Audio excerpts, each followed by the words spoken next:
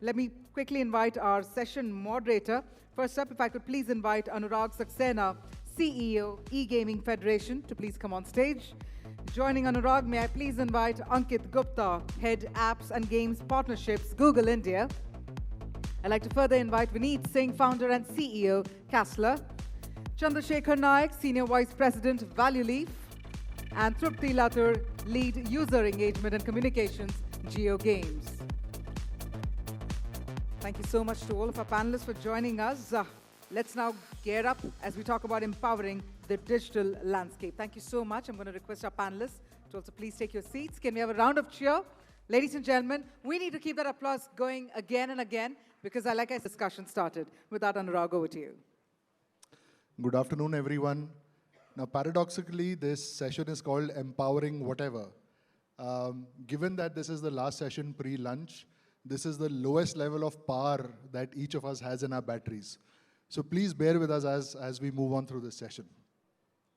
Now, just to set a little bit of context, I was having this conversation with, I was having a conversation in Singapore with let's just call him Mr. Closet Racist, right? And he was talking about how there's a lot of immigration that is happening from countries like India and Philippines and what have you into Singapore, and it's changing the fabric of Singapore and what have you. And it's getting crowded and things like that. So at some point I had to stop him and tell him that, look, you don't have, as you know, whatever Singapore's population is today, more people take the local in Mumbai every day than the number of people that live in Mumbai, right? And as the gaming industry, we see that same dynamic in terms of scale play out within the industry.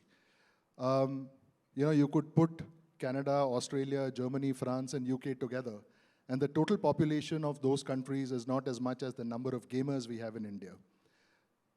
You know, the cost of access to public infrastructure, to digital public infrastructure, to data, to mobile phones is unprecedented globally, right? And I think, you know, I think that presents a huge opportunity for us, especially given the current government's view in, the current government's ambition rather, in digital India being the lever which projects India towards Vishwaguru status or towards a position of leadership in the world. Now, civilizationally as well, India has been a land of gamers. Krida has been a large part of who we are as a civilization.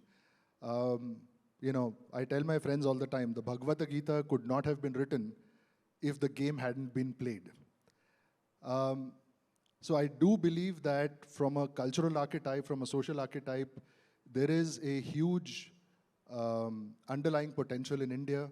We are here in the panel to discuss the potential and especially what we could do collectively as an industry or as a community to make, you know, to become a very integral part of India achieving its ambition towards leading the world in the digital landscape. Let me quickly start with opening comments from each of the panelists, right, on what is A, your view. It could be optimistic, it could be pessimistic. And B, what role do you think your company and the industry can play towards gaming becoming and being seen as a legitimate part of India's digital India journey? In a minute or two, please. Yeah, go for it. Sure. Good afternoon, everyone. So, as the topic says, how gaming has been shaping digital industry in India. One of the key statistics which I would like to share with you is, right now we are seeing around 800 million smartphone users, and the number of people playing games, whether it is esports, whether it is RMG, is more than 500 million, out of which around what we see is close to 25% are people who are making the purchases within the games. And if we have to look at digital payments as the initiatives recently our Honorable Prime Minister has said that everybody should focus on making more of UPI payments. So we see that out of this 25% people, which is around 125 million plus, almost 64% people, they are making UPI payments. So definitely gaming has been changing the landscape in terms of pushing the Digital India initiative, not only in terms of marketing or finding the new channels of user acquisition, finding the new channels for monetization, but of course, it is also fueling the growth of other Digital India initiatives. So, and we at Valueleaf, we help a lot of gaming companies in terms of acquiring the user, in terms of a user who is a genuine user. I think I was just hearing the panel and somebody was saying that there is a sub-dollar, like a 99-cent kind of a baseline which needs to be there. Baseline is the first time minimum deposit. And he was pretty much right, because Indian market is more of a recreational market. So people here would like to have a low entry barrier. They would like to enter, and then they can be scaled up. So we, at Valueleaf, we specialize in terms of getting the users which are very genuine in nature and which can be later on scaled upon, and then they can always add a lot of revenue. Yeah. So that's a very interesting for Trupti. Now, given you represent a company which provides multiple types of entertainment to people, let's say, or digital access. Right. What do you see as the future for gaming within the larger Geo enterprise, and then as part of India's larger journey? So definitely, gaming has been contributing a lot to the growth of the Indian economy, is what we all have been noticing with the heightening GST as well. And definitely this field has a lot of potential. One is for job creation. It has been instrumental in creating different kinds of job, from developers till creators for the streaming, as well as esports gamers, and of course design and more of it. Along with this, it is like playing a catalyst role for a lot of entrepreneurship in the country, and being a mainstream for a lot of latest technological innovation that is happening in the country. As you rightly said, most of the use cases initially are around gaming. It could be your metaverse, it could be AR, VR. It does have multiple use cases, but gaming is something that they usually try it out first with and try and play around it. And obviously, during and post-pandemic, we have seen different kind of social interaction that came up because of gaming. They started communicating more, forming communities, playing among different gamers, and it did help. It got in a new kind of social interaction among the gamers and engagement, I can say. And of course, with Reliance Jio, we do cater to large kind of audience who are interested in gaming. It could be casual, it could be professional gamers, it could be streamers who want to become a creator and maybe influencers in the gaming segment. As well as with our edge computing and cloud infrastructure that we have built in, along with powered by the 5G technology, we are making a larger space for cloud gaming infrastructure to ensure the entry barrier of any hardware being into the picture in the country can be eradicated along with it. I think future does lie in cloud gaming, and it does help in most of the services to ensure there is seamless and lag-free gaming. So I'll tell you what, Vineet, if you don't mind, can I jump you and go to Ankit, given that he also represents a... So the question I'd like to put to you, Ankit, just taking off on Trupti. You see, the creator economy is fairly legitimately a part of our economy today. And your company has been a very big lever in making that happen. How long before the gamer economy becomes as widespread, as accepted, and as legitimate as the creator economy. Because 10 years ago, we couldn't imagine a creator economy. 5 years ago, people were shamed for being a part of the creator economy. And I think the gamer economy is there today. It could be companies, it could be players, it could be the larger ecosystem. So how long before the gamer economy reaches the legitimacy that creator economy would? Yeah, thanks, Anuraag, for that question. I think, I think you rightly said that gaming has been part of our culture, but I think the digital gaming or online gaming, I think that has taken a different course for India specifically, right? If you see how digital or online gaming evolved from 80s, 90s to in countries where they were more technologically advanced or there were more disposable income, India was a little bit laggard in that way. And what I like to differentiate between the user market and the business, right? So there could be users who were not getting access to high quality games because of technological reasons. And now once that is solved for, they are getting access to world-class games, right? But what this has done is has not nurtured our local developers to create world-class games because that ecosystem was still very small. But now as the ecosystem is becoming bigger and bigger, I think it is being looked at as more legitimate entertainment source, right? Like how you go and watch movies to get entertained, similarly you can play games. And if you see the core reasons why people play games is to relax, to socialize, to interact with others, right? So these are all legitimate reasons why people play games and why they spend. I think what is happening now is that a lot of this market is getting consolidated. The development of gaming is no longer recreational, right? It is hardcore business. Some part of gaming development are very typical to gaming, like game designing and the artwork part of it. But rest of it, and I think Kapil was mentioning this earlier from Jungly Games in the earlier panel, that it's about business, right? So people can create games, but how do you create business out of it? How do you make people feel that it is a legitimate spend which they are doing to get entertained? I think that is very, very critical, that how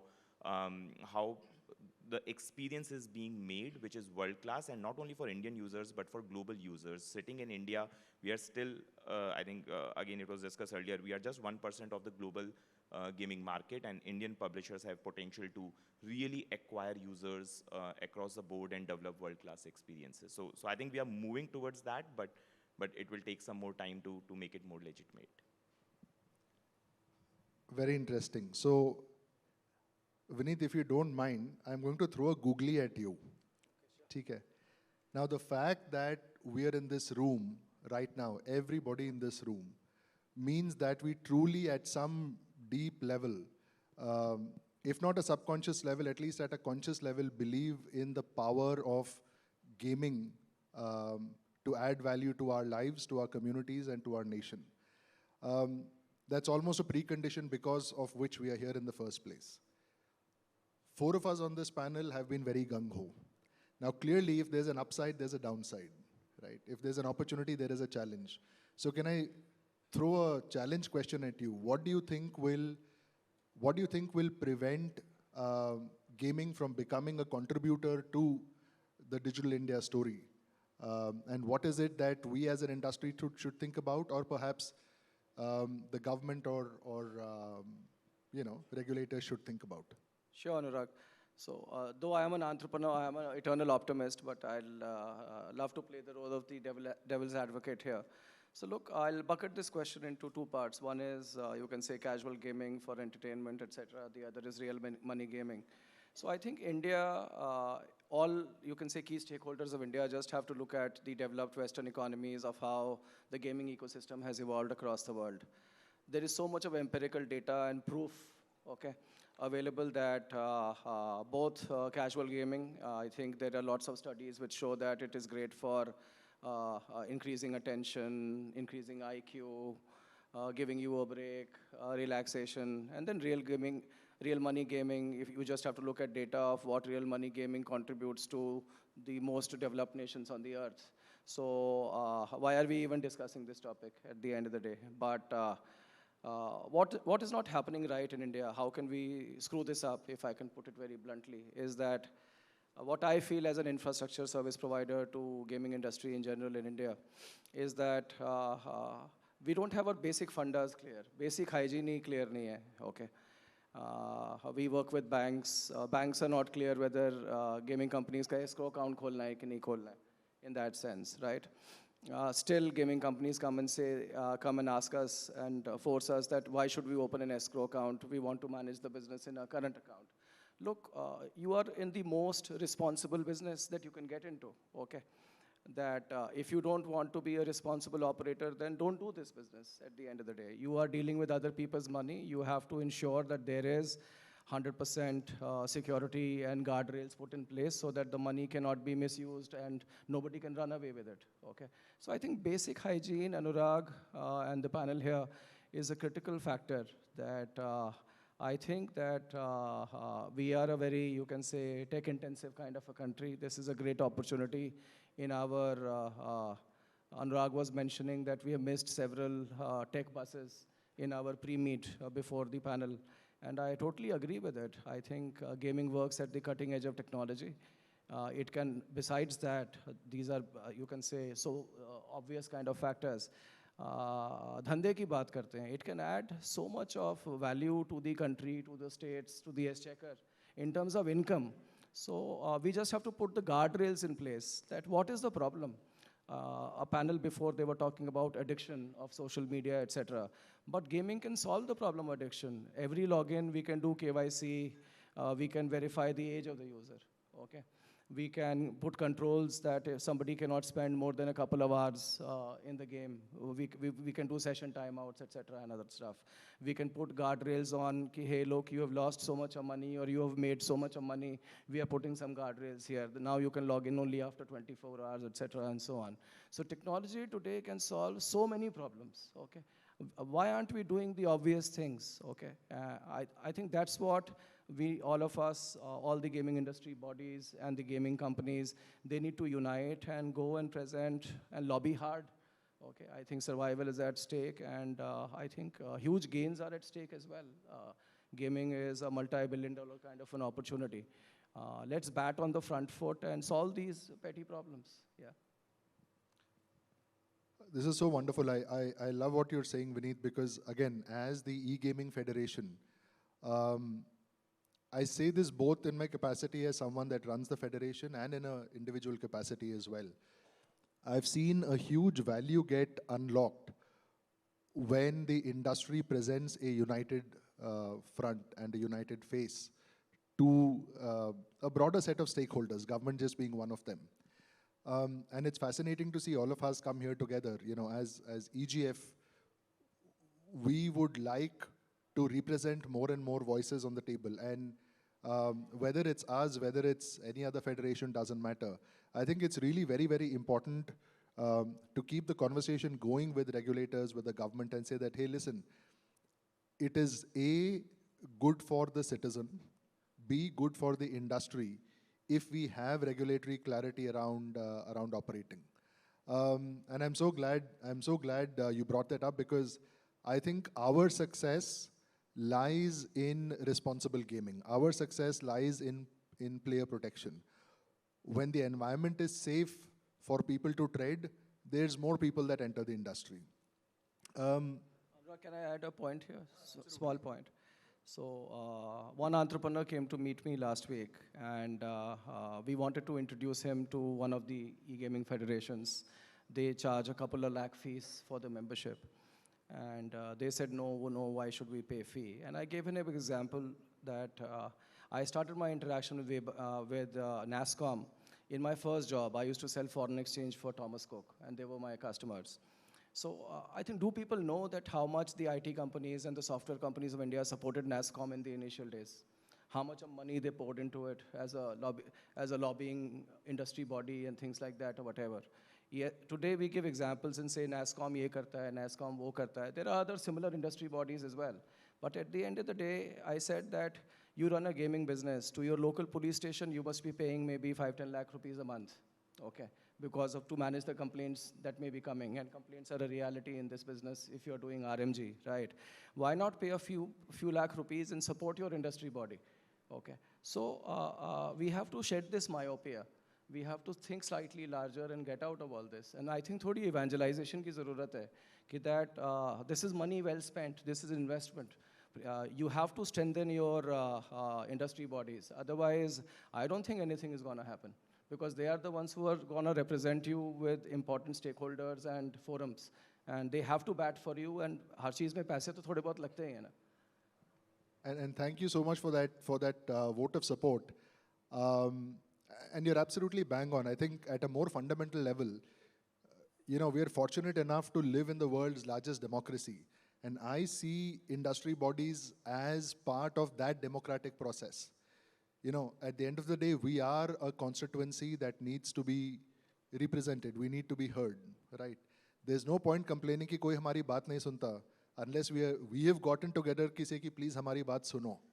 Right? So the good question to ask yourself is, are we doing enough to get heard? Are we becoming part of the community that presents a united voice to the government?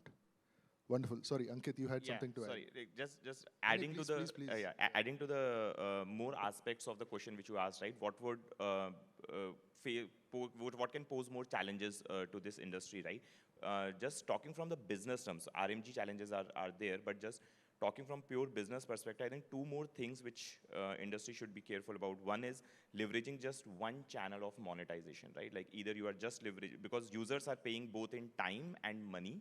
So leveraging both of those aspects to make sure that you are not only focused on IAPs or ads or real money. So you can see that how businesses can leverage all types of monetization. And the second is just limiting yourself to a particular user market again, right? So how, as for a business in gaming, how you can leverage all the markets which are already mature at different stages of gaming, how you can leverage that. So those two things are also opportunities, but also pose challenges, because a lot of publishers are just focused on either one monetization channel or one market. So just wanted to add that part of what can help us overcome that.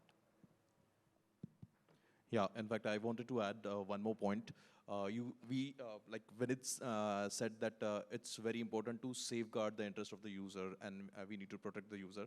Similarly, we need to safeguard the gaming companies as well, because I have seen, I've been observing the user acquisition from the very beginning when the rise of all these gaming companies have started, and we saw a lot of dilution in terms of user acquisition, whether it is any external, let's say, vendor or any publisher or affiliate, and we saw a lot of dilution in terms of that. And of course, Ankit can back me up here. We were discussing the same thing, that there are a lot of enablers that needs to be created in terms of user acquisition, the quality user acquisition. Because at the end of the day, the monetization, of course, will bring in the revenue for these companies. But again, at the end of the day, these people playing the game, the users staying in the ecosystem for a longer period of time, contributes to the growth of that particular gaming client. And of course, that is one of the challenges, and a lot of us are trying to solve that particular challenge in terms of acquiring the high intent based quality user. Understood.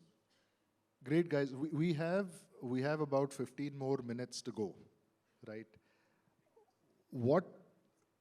So there's a couple of themes we could talk about, right? One is, what is it that makes the Indian market unique?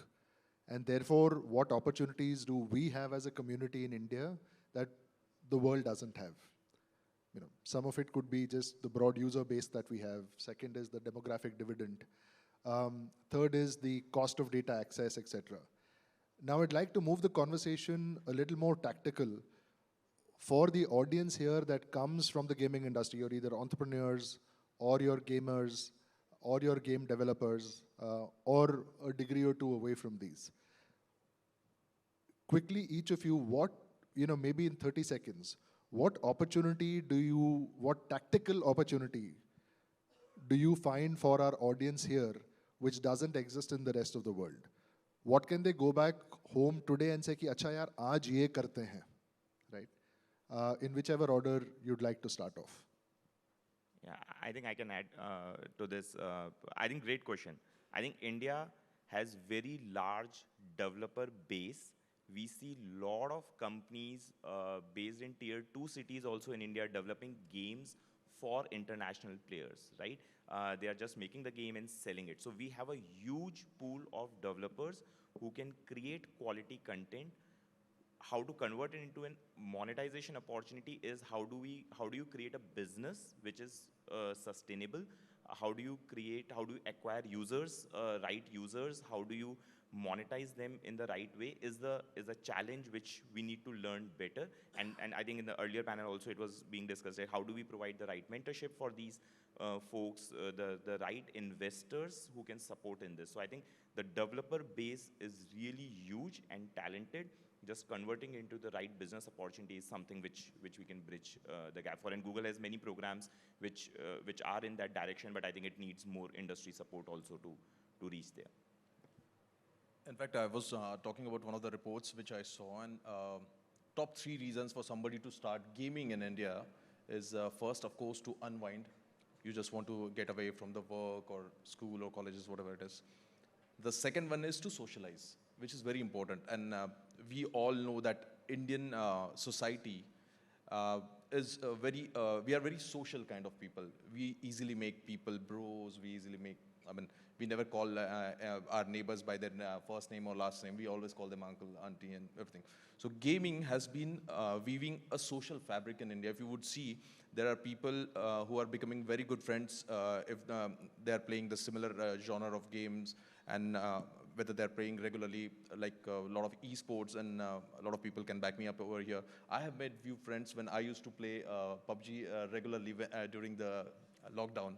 So yeah, I've seen a lot of people, they have their poker buddies and all. So India is weaving a social fabric of this gaming community. Well, a very quick response to this. So forget the larger community, boss. I have started reconnecting with my son since I have started learning and playing Minecraft, right? So I'm learning about new biomes and new hacks and routes and what have you. So yeah, I totally see sense in what you're saying. The challenge, of course, is with a slightly more traditional, conservative, and older audience. You see, I've always said this. People socialize in different ways in every era, right? पहले एक दूसरे के आंगन में बैठते थे या बरगद के पेड़ के नीचे बैठते थे. Then at some point that became a chai ka thela. At some point it became a restaurant. At some point it became a Pizza Hut. And then it moved to telephones where the face-to-face interaction died. Then it moves to chat where asynchronous died. Now you are in a virtual world, but it does not take away the psychological need that gets fulfilled, the psychological need within a human being to feel a connect, to feel a part of a tribe, a community, to get safety in numbers. And I think that's a huge opportunity which, unfortunately, not everybody tends to understand because the tone and the mode of socializing has changed, right? And it's fascinating for me in my role to see how I can bridge that gap in sensitizing and educating, let's say the world of yesterday to the world of today. But sorry, Trupti, Vineet, anyone? So just to add, the different opportunities, what not just Indians are saying, but even global players are saying. For example, India is a mobile-first country. Almost 94% of the gamers like to play on mobile. And we have seen different global publishers entering into India for the kind of number of gamers we have in the country, almost 42 crores, where, they are trying to establish the esports game, the teams, and then send them to the international platforms. So this has been, one is India being mobile, and then data accessibility is quite economic in the country. And we have seen most of them spend most of their time on Discords and different communication channel, even inside the game, while they're playing. So definitely mobile and data. Plus, I think for the creators to add the localizing of the content or streaming content. They are becoming local influencers and they are gaining a lot of popularity being a local influencer and talking in their local languages. So the localization is another very big opportunity that the country can see. On the plus side, for the global audience, global publishers, India also speaks in English. So there is no need for a lot of global publishers to really localize into the local languages as well. Just to give you an example for China, we are the second largest country who has the highest number of gamers in the country, right? China also evolved very quickly from casual gaming segment to a mid-core or a hardcore gamer. Over there in this transition as well, it didn't take a lot of time for casual gamers to transit into a esports gamer. Similarly, I think we are seeing a similar trend in the country. And international publishers are also looking that, okay, I need not really change my language to enter into India. So the less number of barriers to enter country and actually establish business. And of course, adding on to the 5G and the edge computing technologies which are coming in, which are facilitating investors to come in and invest more into the infrastructure or the digital infrastructure in the country. It is adding a lot and making it very easy for publishers to develop those kind of high quality games as well. So these are the opportunities that we see. So I'll focus on the real money gaming aspect. That's our area of work as well at Castler. So look, at a wishful thinking level, I think India adds a couple of lakh, if not more, of new FNO traders every month, right? But the hard statistic is only 10% of FNO traders make money, okay? So, but what's the relevance here? So I think real money gaming has a real potential to, I think, in a large country like ours, we are still a very poor country as well, in giving people a good way to earn some extra money as well, okay?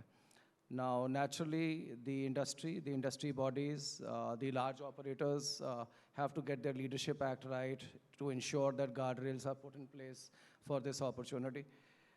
Some of the poor or bad operators need to be hunted down and shut down and eradicated as well. But हमारे तो खून में है. People like me, we grew up watching Mahabharata and that game of Chaucer between Yudhishthir and whatever the Kauravas, etc., and so on. So this was acceptable in, you can say, ancient civilization as well. So why not now? Why the stigma in that sense? Okay. So I think the opportunity is immense. Guardrails have to be put in place. The leaders need to espouse business models and clear revenue models clearly for potential entrepreneurs. Okay. That you need not be a sly kind of an operator.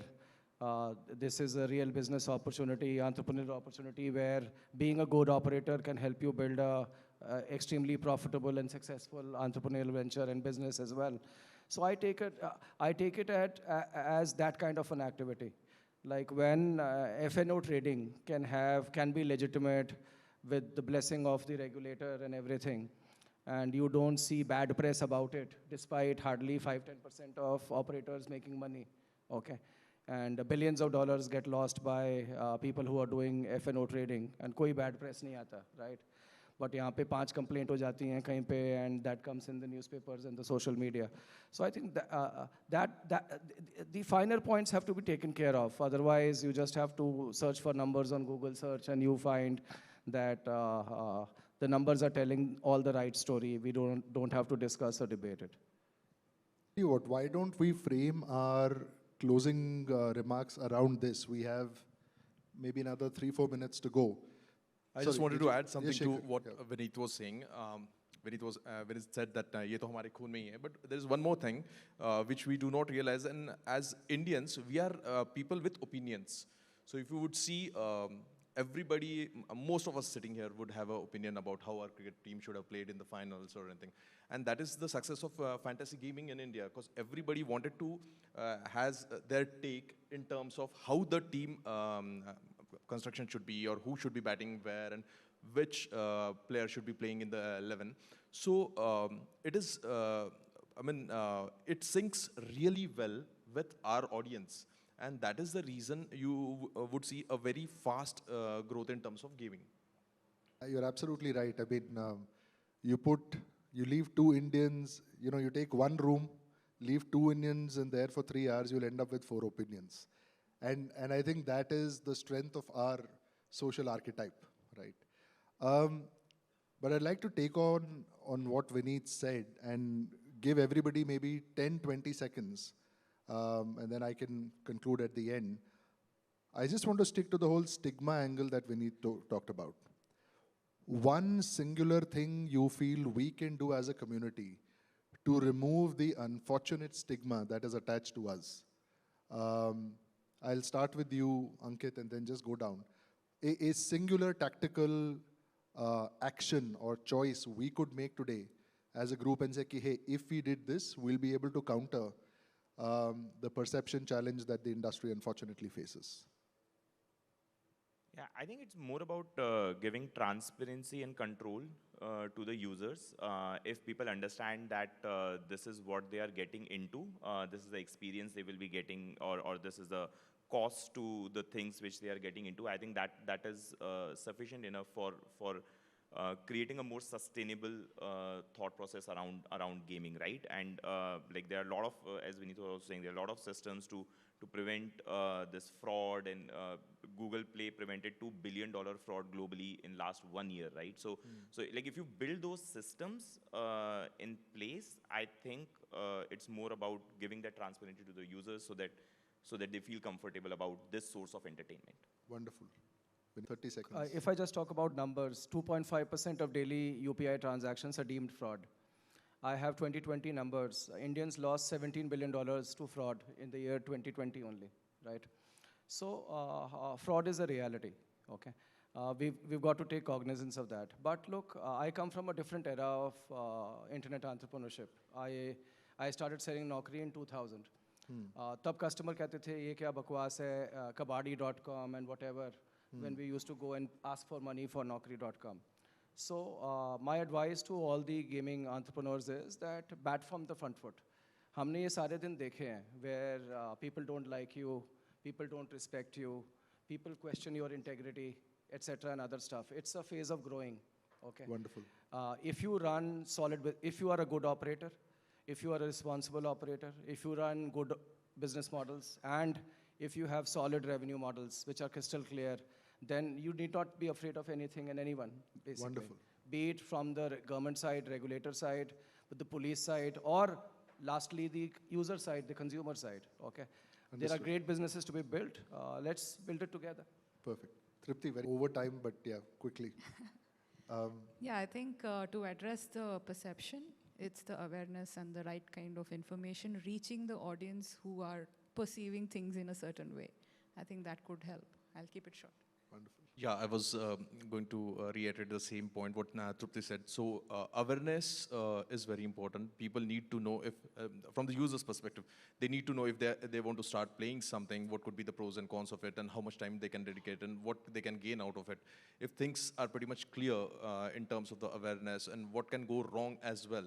So probably that would help the industry a lot. That is the current stigma, what we see.